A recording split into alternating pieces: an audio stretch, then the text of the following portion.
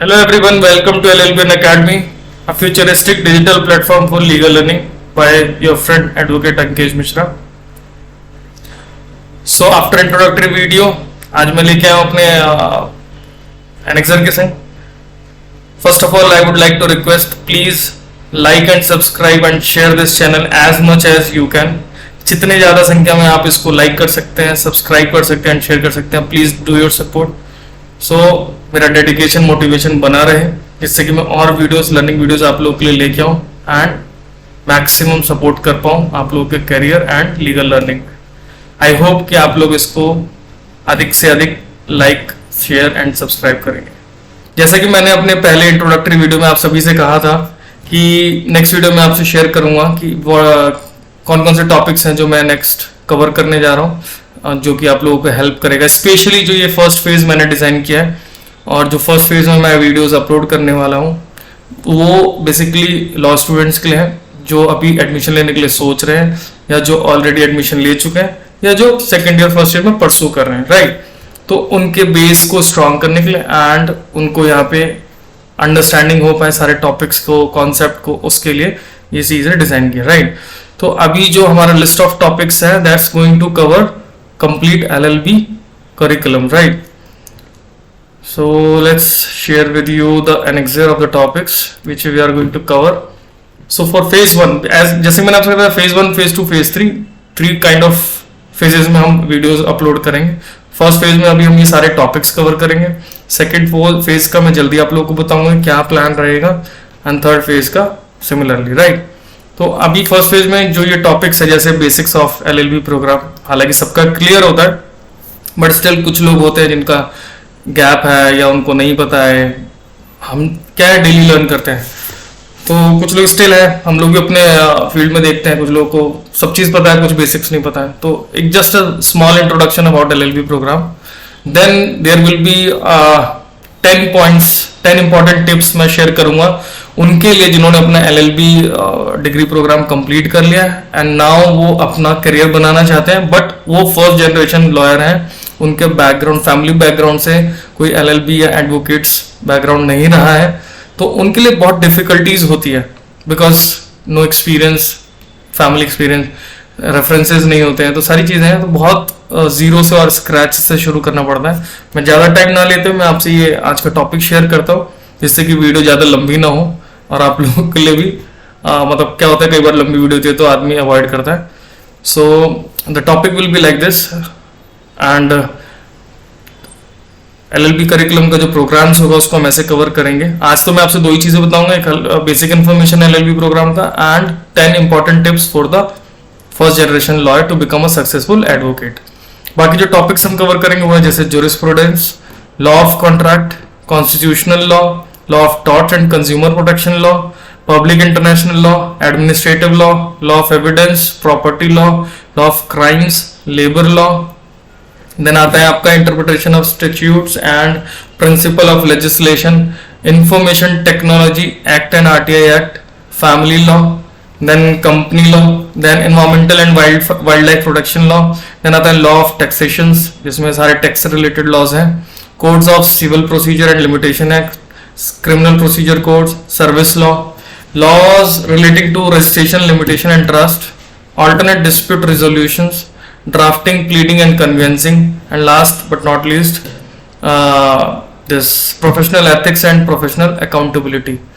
तो ये जो आपके पूरे कंटेंट्स है ना ये आपके LLB प्रोग्राम्स मैक्सिमम जो यूनिवर्सिटी में होते हैं थोड़ा सा वेरिएशन रहता है बट कॉमन 90% ऑफ द जो स्ट्रक्चर होता है कॉमन होता है. तो ये आपका पूरा और जो सीक्वेंसिंग है वो सेमेस्टर वाइज ही है.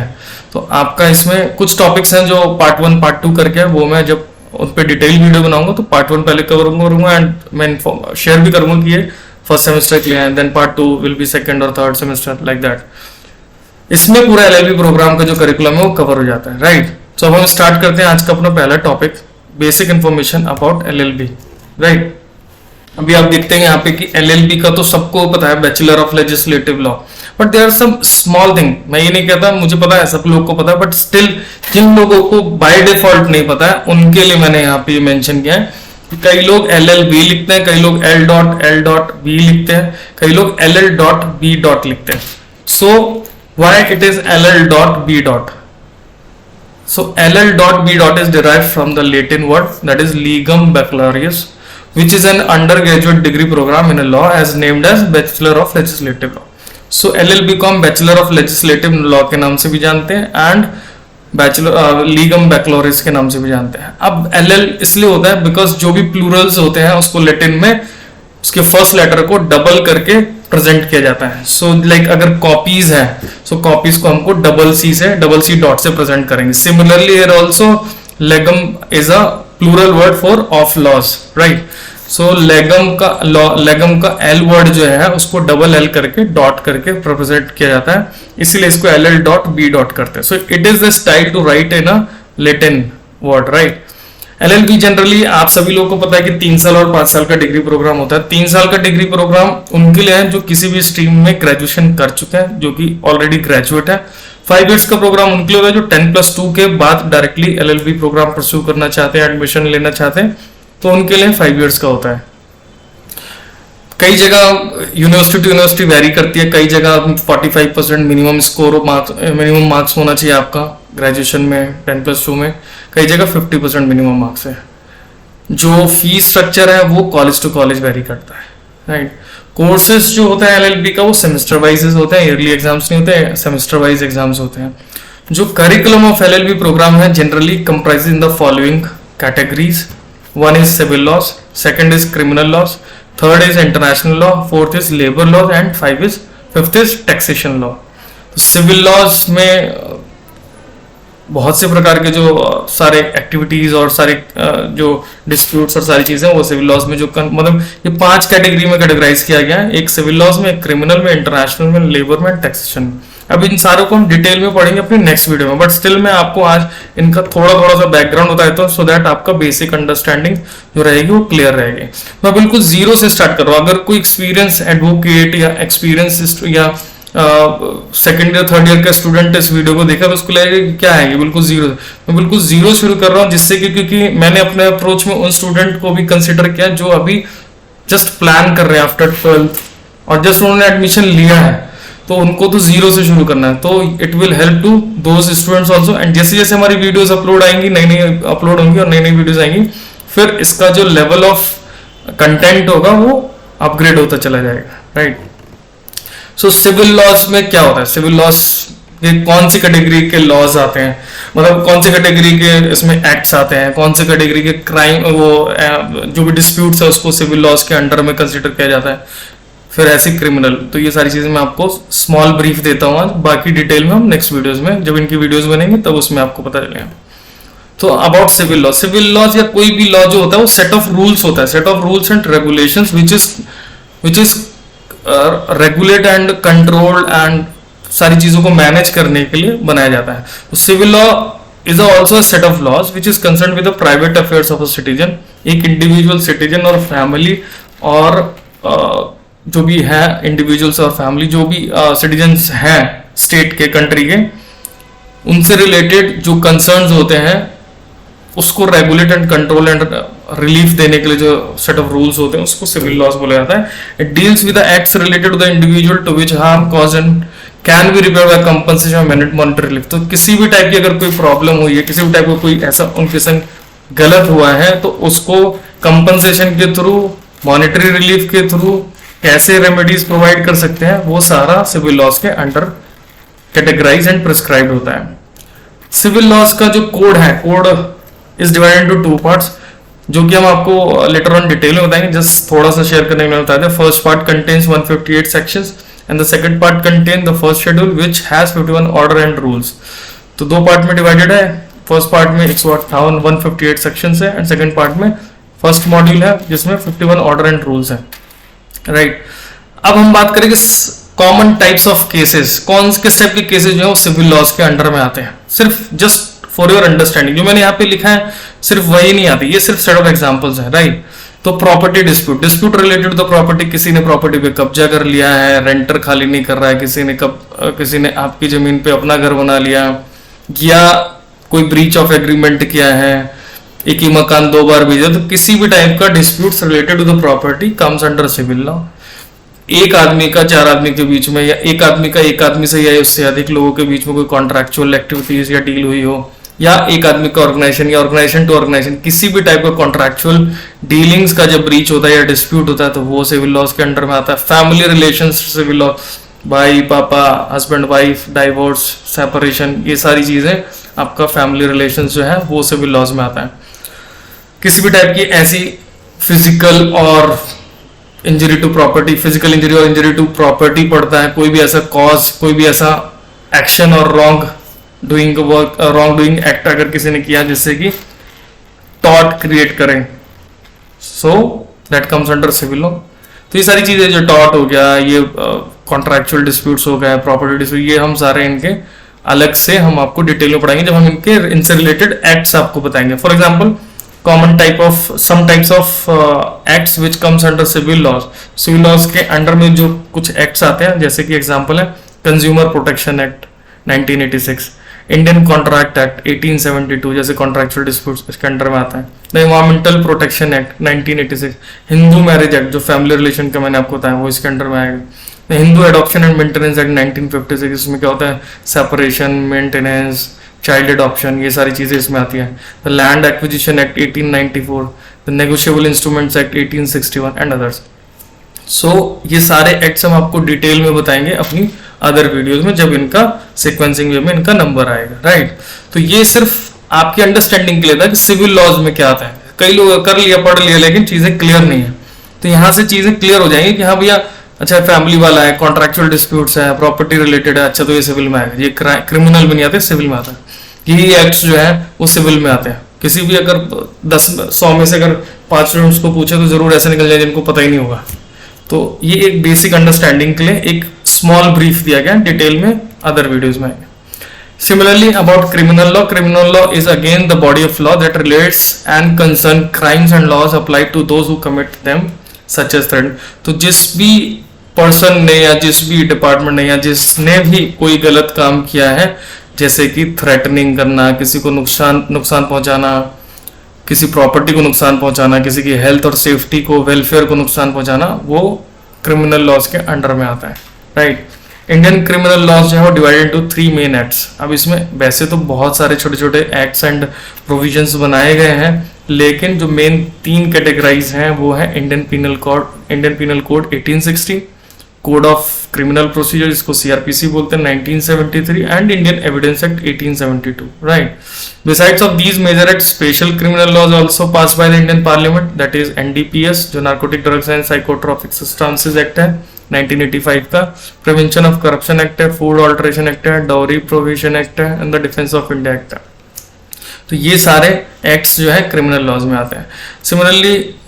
सिमिलरली आपका इंटरनेशनल लॉ क्या होता है? International law is again a set of rules and principle that governs the relations between states and the international organization and an individual. मतलब दो देशों के बीच में, दो इंटरनेशनल ऑर्गेनाइजेशन के बीच में, एक कंपनी दूसरे कंट्री की थी, एक कंपनी दूसरे कंट्री की थी, टू और मोर ऑर्गेनाइजेशन फ्रॉम इंटरनेशनल ऑर्गेनाइजेशन, या इंडिविजुअल से दूसरे कंट्री से रिलेशन, या कंट्री टू कंट्री के बीच में रिलेशन, किसी भी टाइप का इंटरनेशनल बॉर्डर पे या इंटरनेशनली डीलिंग्स में कोई भी डिस्प्यूट्स हो या उसके प्रोटोकॉल को एस्टेब्लिशमेंट करने के लिए जो rules and regulations and guidelines principles बनाए गए, that comes under international law.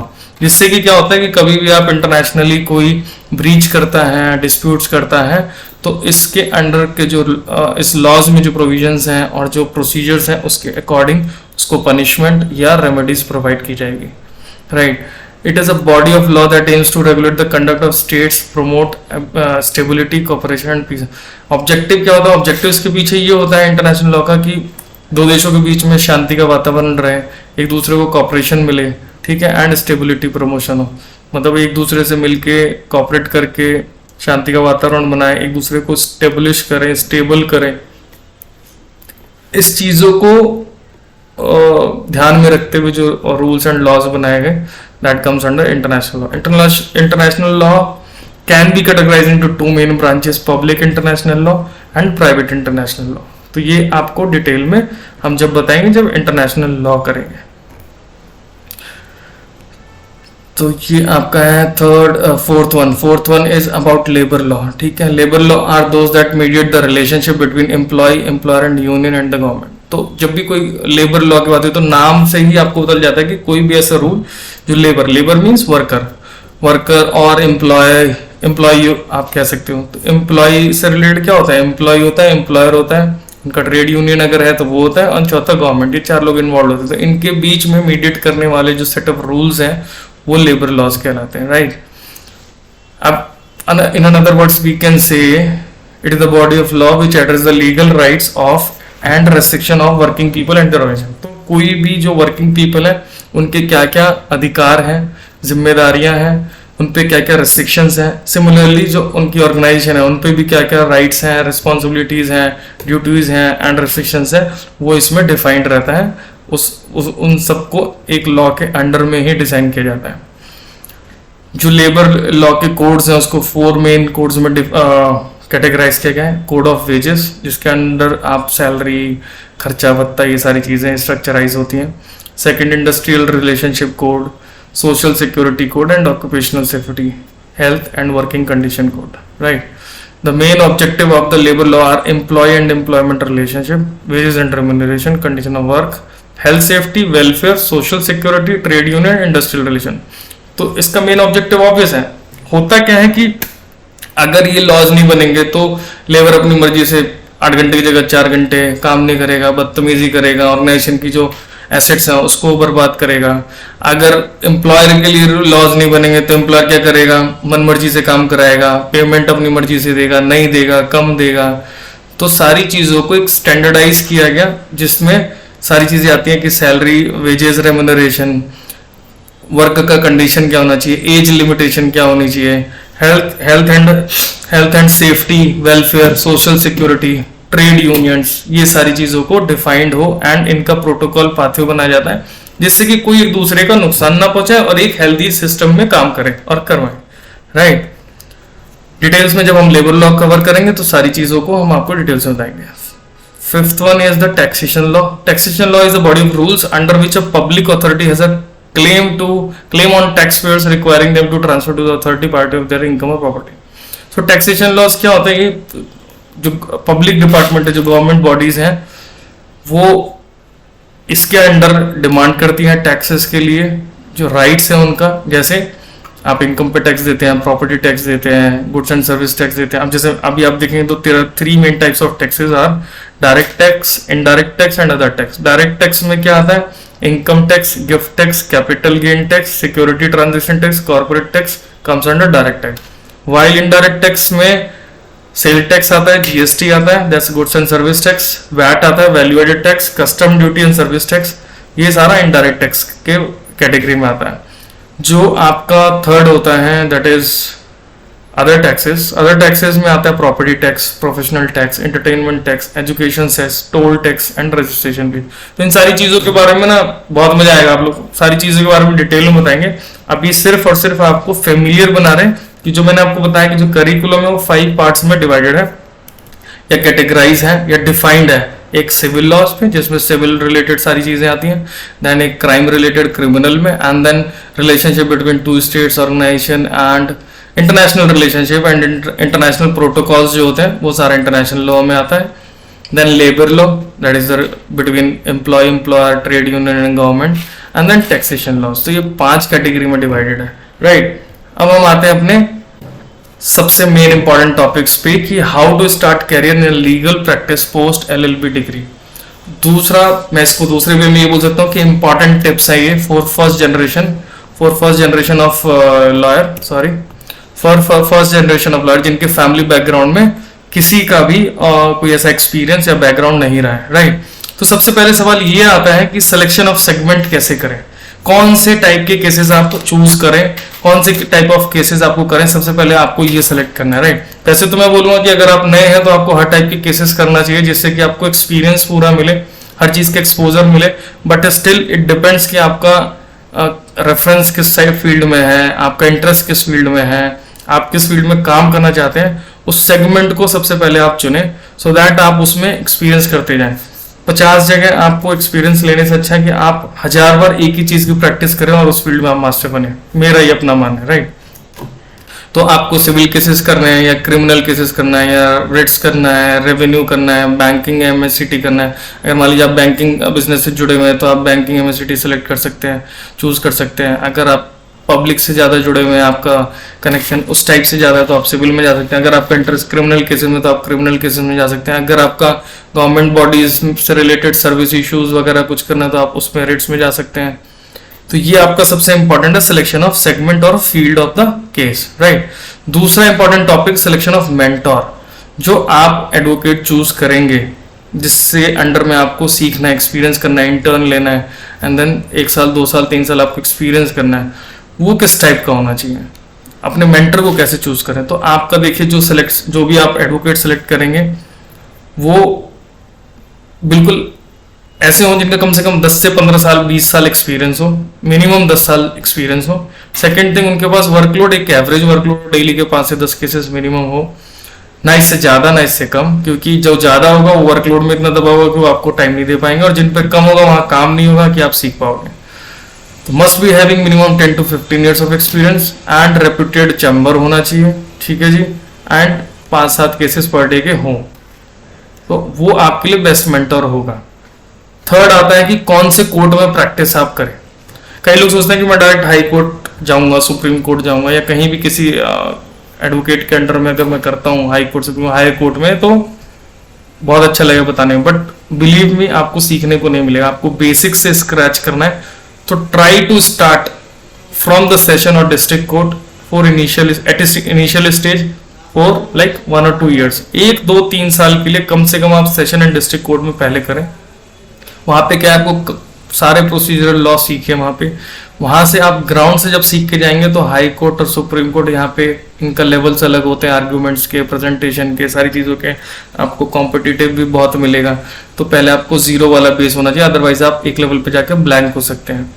तो आप कोशिश करेंगे सेशन एंड डिस्ट्रिक्ट कोर्ट में ही शुरू करें और 2 से 3 साल वहां प्रैक्टिस करें, एंड फिर आप जाके हायर कोर्ट में स्विच कर सकते हैं, राइट।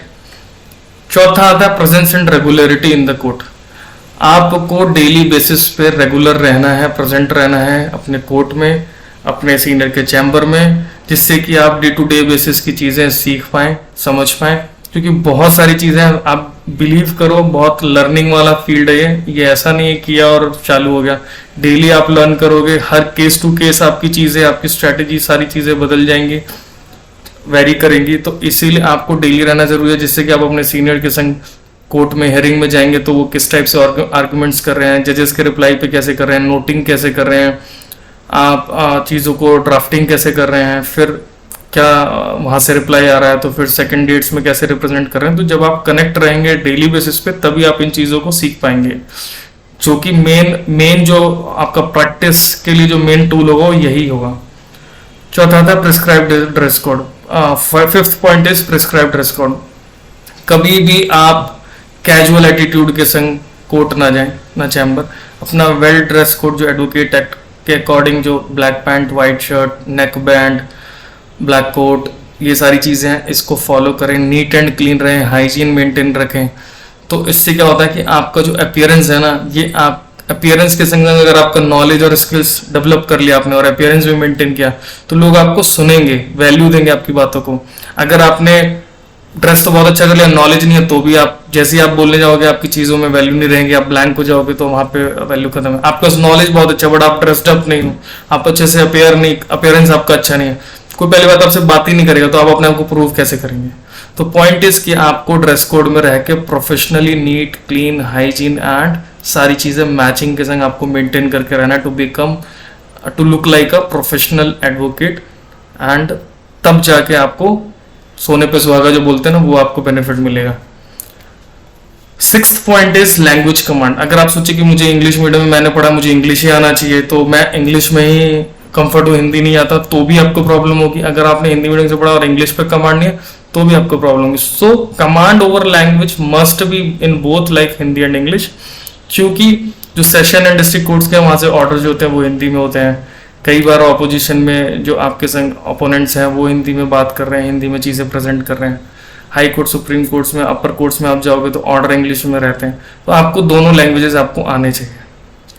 केस लॉज स्टडी, तो आपको स्टडी ऑफ केस लॉज हमेशा करना है रेगुलर बेसिस पे, जो भी लॉ साइटेशंस हैं, फाइल्स हैं, और अपने सीनियर के संग डिस्कशन करना है, अपने मेंटर के संग डिस्कस करना है। मान लीजिए कोई केस चल रहा है, सेपरेशन का केस चल रहा है, या मान लीजिए प्रॉपर्टी डिस्प्यूट का केस चल रहा है, या मर्डर 302 का केस चल रहा है, तो आप उसके रेफरेंस केसेस और बाकी चीज़ों को कनेक्ट करके अपने सीनियर मेंटर के संग डिस्कस करेंगे तो काफ़ी चीज़ें आपकी क्लियर होंगी और आप अप टू डेट रहेंगे। तो केस लॉज आपको पढ़ना ज़रूरी है, जिससे कि आपको चीज़ें कनेक्ट कर पाओ एंड उस तरह उसके अकॉर्डिंग ही आप अपनी ड्राफ्टिंग और सारी चीज़ें सीख पाएंगे। 7th आपका जो 8th पॉइंट जो है वो आपका डिजिटलाइजेशन है। आज के डेट में नाउडेज क्या होता है कि लोग कोर्ट के अंदर ही अपना वर्क जो अपना ये पैड, आईपैड वगैरह, स्मॉल लैपटॉप, ये सारी चीज़ें यूज़ करते हैं। बहुत सारे एप्लीकेशंस एंड सॉफ्टवेयर्स आते हैं, मनुपात्रा है, एयर सॉफ्टवेयर है, तो यहाँ पे भी आप अपने सारी चीज़ों को सर्च कर सकते हैं लिखे। तो इन सब चीज़ के संग ना आपको अपग्रेड होना पड़ेगा। इनके संग अगर आप अपग्रेड, ऐसे कोई मैंडेटरी नहीं है एज पर द रूल कि आपको अपग्रेड होना है, बट अगर आप अपग्रेड रहते हैं तो क्या होगा कि कॉम्पिटिटिवनेस में आप आराम से कॉम्पीट कर पाएंगे, क्योंकि आपके संग जो दूसरे आर्गुमेंट्स कर रहे हैं वो कॉम्पिटिटिव है, वो टेक्नोलॉजी के संग अपडेटेड है, और आप वो चीज़ नहीं कर रहे हैं तो उतना इजी नहीं रहता। बट अगर आप अपने आप को अपग्रेड करते हैं टेक्नोलॉजी के संग तो आप काफ़ी चीज़ों को स्मूथ कर लेंगे, ईजमेंट और एक्सेसिबिलिटी आपकी ईजी हो जाएगी। उसके बाद 9th पॉइंट है list of dates and case laws. जो भी आपके सीनियर का केस लॉस नेक्स्ट डेट्स में लगने वाला है, जो भी आपका केस और हियरिंग लगने वाली है नेक्स्ट डेट में आपके सीनियर की, आप उसका ना पहले से प्रिपरेशन करो, किस डेट में कौन सा केस है, कौन सा केस है, एडवांस में। दूसरा, उनसे रिलेटेड केस लॉस देखो, एंड भैया बॉस आए, सीनियर आए, मेंटर आए, उससे पहले आप उनके टेबल पे रख दो, उनके संग शेयर करो, तो उनको बहुत अच्छा लगेगा कि हाँ आप प्रोएक्टिव हैं एंड आप चीज़ों को टाइमली कर रहे हैं, आप चीज़ों को डेडिकेटेड होकर कर रहे हैं आप। मतलब तो उसमें क्या होता है कि उन सीनियर की ना डिपेंडेंसी बनती है।